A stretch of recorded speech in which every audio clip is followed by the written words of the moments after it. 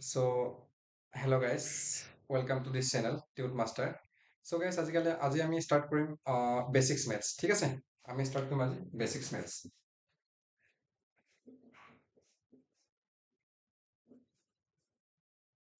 Guys, আমাৰ চিৰিজটো start কৰাৰ আগতে মই তোমালোক কেইটামান কথা কৈ লওঁ. Basic maths আমাক লাগে কিয় বা basics maths আমাৰ কাৰণে important, ঠিক আছে?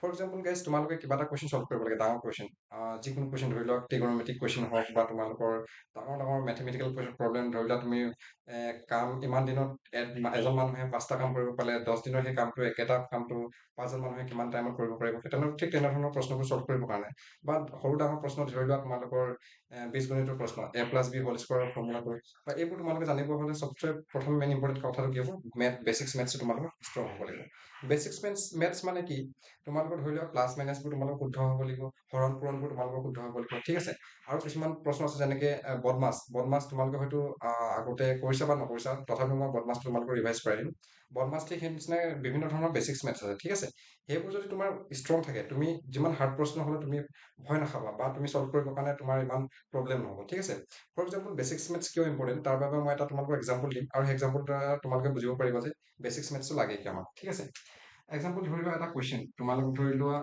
2 মাইনাছ 3 ইনটু 7 ধৰি লোৱা ইয়াত ডাঙৰ নাম্বাৰ এটা দিছোঁ 4 7 ডিভাইড বাই 14 14 ডিভাইড বাই ধৰি লোৱা 7 ঠিক আছে এইটো এক্সাম্পল নেক্সট ইয়াত ধৰি লওক প্লাছ তোমালোকৰ আছে 30 বা কিবা এটা আছে আৰু 30 প্লাছ ইনটু যি হ'লেও থাকক বা এনেকুৱা এটা চিম্পল কুৱেশ্যন এটা ঠিক আছে এই কুৱেশ্যনটো তোমালোকে চল্ভ কৰিব হ'লে যদি তোমালোকৰ নৰ্মেল ষ্টুডেণ্ট হয় যোনজনে মানে প্ৰায় এনেকুৱা কুৱেশ্যন আগতে দেখা নাই বা চল্ভ কৰা নাই ঠিক আছে সেইবোৰ ষ্টুডেণ্টে কেনেকৈ চল্ভ কৰিব মই এনেই কৰি দেখাইছোঁ হা 4 মাইনাছ 3 প্ৰথমতে চল্ভ কৰিলে কিমান পালে 4 মাইনাছ 3 1 ইনটু কি কৰিলে 7 ইনটু এতিয়া ব্ৰেকেট থকা কাৰণে এইটো হৰণ কৰিলে কিমান পালে 2 ঠিক আছে 14 7 হৰণ কৰিলে 2 যোগ কিমান পালে এইফালে 30 ঠিক আছে নেক্সট কি হ'ব এইফালে কিমান কৰিলে 1 7 গুণ 7 7 দুগুণ কিমান হ'ব 14 প্লাছ কিমান হ'ব 30 আৰু এটা যোগ কৰিলে কিমান হ'ব তোমালোকৰ 44 ঠিক আছে গেছ তোমালোকৰ আনচাৰটো প্ৰায়ভাগ মানে এজন এজ ইউজুৱেল নৰ্মেল ষ্টুডেণ্ট হিচাপত আনচাৰটো হ'ব 44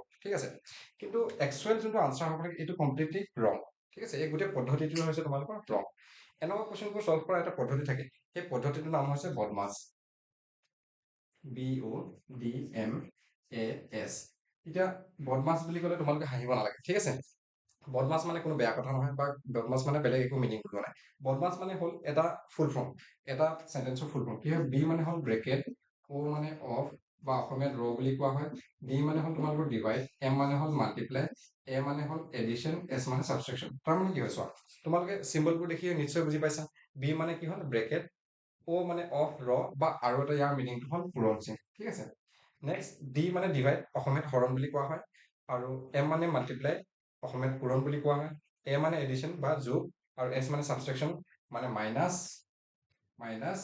বা তোমালোকৰ কি হ'ল অসমীয়াত কোৱা হয় তোমালোকৰ বিয়োগ ঠিক আছে আমি কি কৰিব লাগিব এই যোনটো বদমাছৰ অৰ্ডাৰটো কেনেকৈ চোৱা এইটো কয় অসমীয়াত এইটো ওপৰৰ পৰা তললৈ অহাটো কি ক'ব তোমাৰ ডিক্ৰিজিং অৰ্ডাৰ ঠিক আছে তাৰমানে কি হ'ল প্ৰথম প্ৰায়ৰিটি চবতকৈ বেছি তোমাৰ ইম্পৰ্টেণ্টটো কোনটো হ'ব বিটো তাৰপিছত ODMAS এনেকৈ তোমালোকৰ প্ৰায়ৰিটি নামি যাব ঠিক আছে তো চবতকৈ আমাৰ ইম্পৰ্টেণ্টটো কি হ'ল বিটো হয় নে নহয় তো আমি প্ৰতিটো প্ৰশ্নৰ প্ৰথমতে কি চল্ভ কৰিব লাগিব ব্ৰেকেট ঠিক আছে এতিয়া চোৱা প্ৰশ্নটোত ব্ৰেকেট ক'ত আছে এই 14 আৰু 7 য'ত ডিভাইড আছে তাত ব্ৰেকেট আছে ঠিক আছে তো এই কুৱেশ্যনটো চল্ভ কৰিবৰ কাৰণে চবতকৈ আমি প্ৰথমতে চল্ভ কৰিম এই পাৰ্টটো বাকীখিনি পাৰ্ট যেনেকৈ আছে চেম একজেক্ট চেম ইয়াত লিখি দিম 4 মাইনাছ 3 ইনটু 7 লিখা আছে ইনটু আৰু 14 আৰু 7 ডিভাইড কৰিলে মানে হৰণ কৰিলে মানে কিমান হ'ব 14 7 হৰণ কৰিলে মানে হ'ব তোমালোকৰ 2 ঠিক আছে নেক্সট প্লাছ 30 চেম লিখি দিম তাৰপিছত আমাৰ মেইন ইম্পৰ্টেণ্ট কাম কি হ'ব ইয়াত চোৱা কি আছে অফ ক'ৰবাত অফ আছে জানো নাই দেন আমি কি কৰিম ডিভাইড আছে জানো ডিভাইডটো খতম হৈ গ'ল নেক্সট আমাৰ ইম্পৰ্টেণ্ট কাম কি আছে মাল্টিপ্লাই ঠিক আছে মাল্টিপ্লাই কৰিব হ'লে আমাৰ কি কৰিব লাগিব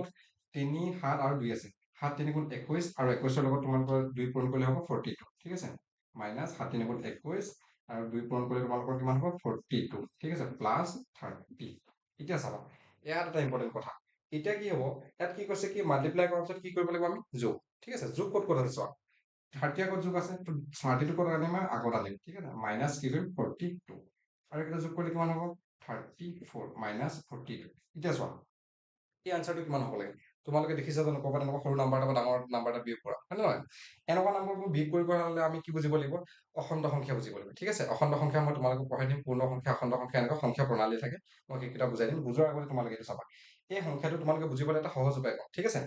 ধৰি লোৱা দোকান এখনত ধাৰ আছে 42 টকা। কি ক'লো মই? তোমালোকৰ দোকান এখনত ধাৰ আছে 42 টকা। তোমাক মায়ে হাতত দিলে কিমান টকা? 34 ৰুপিজ তোমালোকক হাতত মায়ে দিলে। যদি তোমাৰ দোকানখন যোৱা, দোকানখনে কি ক'ব? প্ৰথমতে মোৰ ধাৰটো মাৰি লোৱা, তাৰপিছত তোমাৰ বস্তু যিমান লাগে ল'বা। তো প্ৰথমতে তুমি কি কৰিব লাগিব? ধাৰ মাৰিব লাগিব নালাগে? ঠিক আছে? ধাৰ মাৰিব লাগিব। তো ধাৰ মাৰিবৰ কাৰণে কি কৰিব? এইকেইটা জমা থৈ দিবা। জমা কৰাৰ লগত দোকানী ক'ব ইমান টকা তোমাৰ জমা থোৱা হ'ল, এতিয়াহে তুমি বস্তু দিব পাৰিবা। কিন্তু সেইটো তোমাৰ জমাটো কৰাৰ পাছতহে। ঠিক আছে? তো এই জমাটো কৰিবৰ কাৰণে কি কৰিম মই? 42ৰ পৰা এইটো বিয়োগ কৰিলে কিমান হ'ব? 12ৰ পৰা 4 গ'লে 8। ঠিক আছে? তো এইটো কিন্তু চোৱা, ইয়াত কি কৰিলো কথাটো? এইটো আনচাৰটো এতিয়াও শুদ্ধ হোৱা নাই আমাৰ বৰ্তমান। কেলৈ শুদ্ধ হোৱা নাই? কি কৈছিলো মই? দোকানত তোমাৰ ধাৰ আছিলে 42 টকা। আৰু তুমি জমা কৰিলা 34 ৰুপিজ। 34 টকা তুমি জমা কৰিলা। ঠিক আছে? জমা কৰাৰ লগে লগে তোমাৰ 8 টকাৰ ধাৰ থাকিলে নাই? বুজি পাইছা নাই কথাটো? তো 8 টকা যদি ধাৰ থাকে, ধাৰ মানে কি বুজায়? বিয়োগ চিন বুজায়। তো তোমাৰ আনচাৰটো কি হ'ব এতিয়া? -8। কিন্তু প্ৰথমতে আমি চল্ভ কৰোঁতে কিমান আছিলে? প্ৰথমতে বেলেগ এটা আনচাৰ ওলাইছিলে। আৰু একচুৱেল আনচাৰটো কি ওলাব লাগিছিল? তোমালোকৰ -8, হয় নে নহয়? তো তোমালোকৰ গোটেই প্ৰচেছটো ভুল আছিলে। তো ইয়াৰ পৰা কি বুজিলো আমি? মানে আমাৰ বেচিক্স মেথছবোৰ যেনেকে বদমাছ অংক হওক, মাল্টিপ্লাই, পূৰণ, হৰণ, যোগ যদি আমি শুদ্ধকে কৰিব নোৱাৰো, যিমান ডাঙৰ প্ৰশ্ন কৰিবৰ কাৰণে আমি চেষ্টা কৰি লাভ নাই। কাৰণ আমাৰ বেচিক্সটো ষ্ট্ৰং নহয়, হয় নে নহয়? আৰু তুমি ডাঙৰ প্ৰশ্নটো দেখিলে ভয় খাবাই চিয়ৰ। সেইটো কাৰণে আমি তোমালোকৰ চিম্পল ধৰি লোৱা SSC GD হওক, তোমালোকৰ ইণ্ডিয়ান আৰ্মি হওক বা আছাম পুলিচ হওক বা তোমালোকৰ ক্লাছ 9, 10, 8 চবতে আমাৰ কি লাগে? বেচিক্স মেথছটো ষ্ট্ৰং হ'ব লাগে। ঠিক আছে? তো বেচিক্স মেথছ ষ্টাৰ্ট কৰাৰ আগতে মই তোমালোকক বেচিক্স মেথছৰ এটা পাৰ্টৰ পৰা ষ্টাৰ্ট কৰিম। পাৰ্টটো হৈছে সংখ্যা প্ৰণালী। ঠিক আছে? সংখ্যা প্ৰণালী। সংখ্যা প্ৰণালী কি বুজায়? তোমালোকে আজিলৈকে 1, 2, 3, 4 পঢ়ি আছা বা ইংলিছত 1, 2, 3, 4 পঢ়ি আছা। ঠিক আছে? কিন্তু 1, 2, 3, 4 পঢ়াৰ কেইটামান নিয়ম আছে। নিয়ম মানে কি? একজেক্টলি নিয়ম নহয়।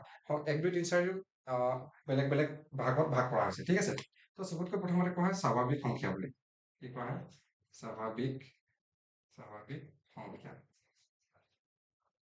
স্বাভাৱিক সংখ্যা। স্বাভাৱিক সংখ্যা মানে কি হয়? যিবোৰ সংখ্যা 1ৰ পৰা আৰম্ভ কৰি 1, 2, 3, 4 এনেকে গৈ তোমাৰ আনলিমিটেড, আনকাউণ্টেবল আৰু যিমান তুমি কৈ যাব পাৰা। ঠিক আছে?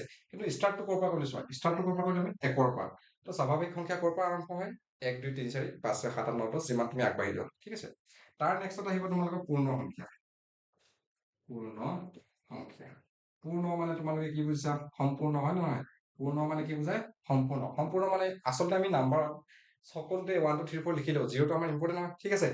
এই পূৰ্ণ সংখ্যাটো ক'ৰ পৰা ষ্টাৰ্ট হয়? 0ৰ পৰা। সেইটো কাৰণে সম্পূৰ্ণ নিচিনাকে কি কোৱা হৈছে? এটা পূৰ্ণ সংখ্যা। 4 এনেকে বাঢ়ি যাব তোমালোকৰ, যিমানলৈকে তোমালোকে হিচাপ কৰিব পাৰা।